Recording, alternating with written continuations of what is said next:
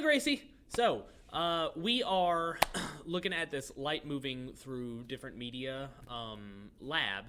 I want to just make a quick video to walk you through it so that you know what you're doing. So, when you open up the lab, you'll click this and then click intro. I'm sure you've gotten there already. So let's click intro. You're going to bring up this little protractor that's going to help us measure the angle of things. Try to get it right on 0 if you can. There we go. All right, and then let's look at what we're working out with here. We've got this little laser that we can move around, and then we have, when we shine a light on the surface of this water here, one light bounces off, and then one light refracts. So number 3 just asks us to talk about that little light bouncing off the surface there. That's reflection. That's a reflection.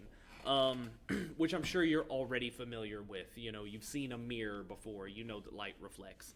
But we're going to look at particularly a relationship between the angle that the light comes in at and the angle that it reflects off at. So for number 4, it asks us to observe that relationship. So to do that, let's just move this around a bit. Well, when it's on 30... it reflects off at 30. When it's at 50 degrees, it reflects off at 50 degrees. When it's at 60 degrees, it reflects off at 60. So when it comes to the relationship between this angle and this angle, we can say that they're the same. So that's how you're going to fill in that particular blank. That's all that I'm trying to describe with that. It's called the law of reflection. Basically just says that one angle that it comes in at is equal to the angle it comes off at. Now let's talk about 5 real quick.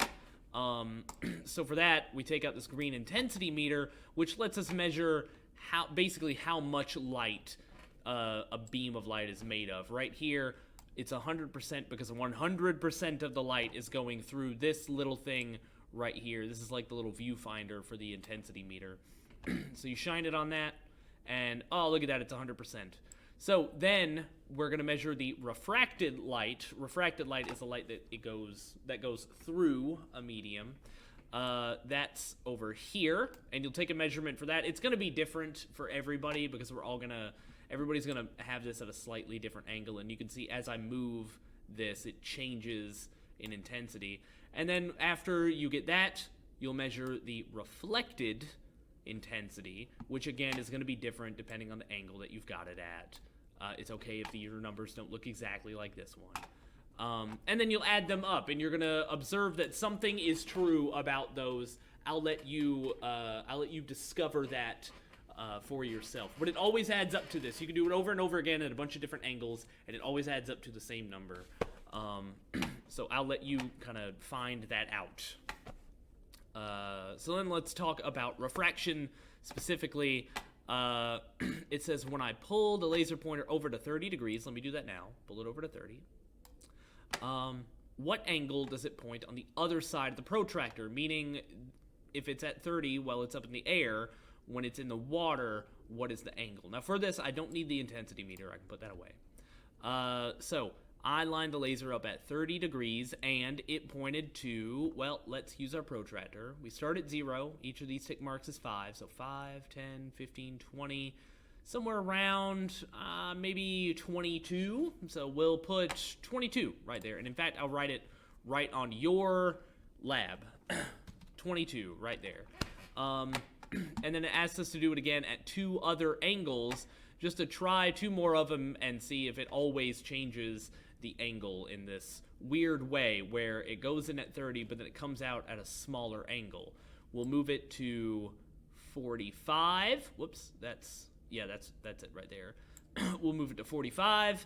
For instance, I'll give you that suggestion because 45 tends to work well and 60 tend to work well. And just observe what happens when we do that. Take a look at the angles and see how they change. Because you should see something kind of interesting happen as light goes from air to water. The light's going to do something. And then after we do it with water, it's going to ask us to put it back on 0 degrees, change the material to glass, and then So you do that up here with this, change the material, and then basically do the same thing again. Put it at 30, we'll put it at 45 again, we'll put it at 60 again, and you'll observe how the light changes in glass as opposed to water. So when it asks you what happens to the light when it went through different materials, describe that in your own words. So that's talking about what happened to the angle of it, what did it do. And then describe the difference in refraction you saw between water and glass. And I'll give you a hint. I'll do this right here. This is it at glass. This is it at water. And you can see how the angle is different. And I'm just asking you to describe that difference. So then, once you have described that difference, hopefully, you're going to look at this and you're going to go, that's weird. Why does it act one way in water and one way in glass? That's so strange. What are these materials doing to the light to make the light bend like that? So, in order to figure that out, let's click on More Tools in the bottom menu. Then you'll turn this sucker on again, grab your protractor, take it back out. And then we're going to measure the speed, because spoiler alert, it has something to do with speed.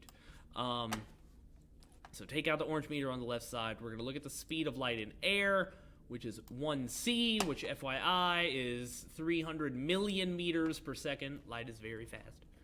And then we're going to move it into the glass and look at it in there, and look at that, it's a different speed. So you'll record those measurements, and then say the light bends in the glass because it is moving, and basically I'm just asking you, is it moving faster or slower? You'll just write that in there. There's a little bit of a jump in logic there of, it slows down and that makes it bend. We can't get quite into why slowing down light makes it bend. That's a bit beyond the scope of this class.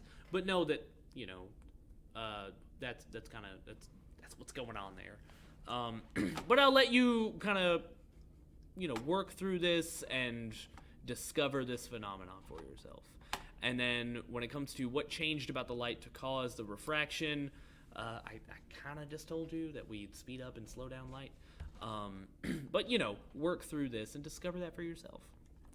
Then we're going to click on prisms. We'll look at the prisms here. You're going to take out the protractor again. You're going to check that. You're going to check normal.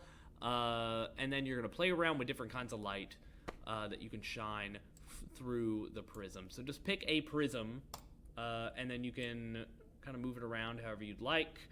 And then kind of just, show in a drawing the general path that it took. It doesn't have to be immaculate, like you can just draw the beam that you have there. For instance, you might draw something like this. Just because, you might draw something like this, because that's kind of the path that you saw like that. Doesn't have to be anything, amazing.